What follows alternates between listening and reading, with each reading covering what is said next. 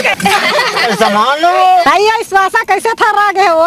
बिहनिया खवैया काकी खा बर दे देते नहीं तेल हरदी चघा खाऊं कई के उपास है वे चुप बे उपास के नो है या कोचास के कसरे गड़ावनी हो इसने कल के तरफ ना कोचा रे अरे ए देख भाई ए मैं पागल को छोड़ दे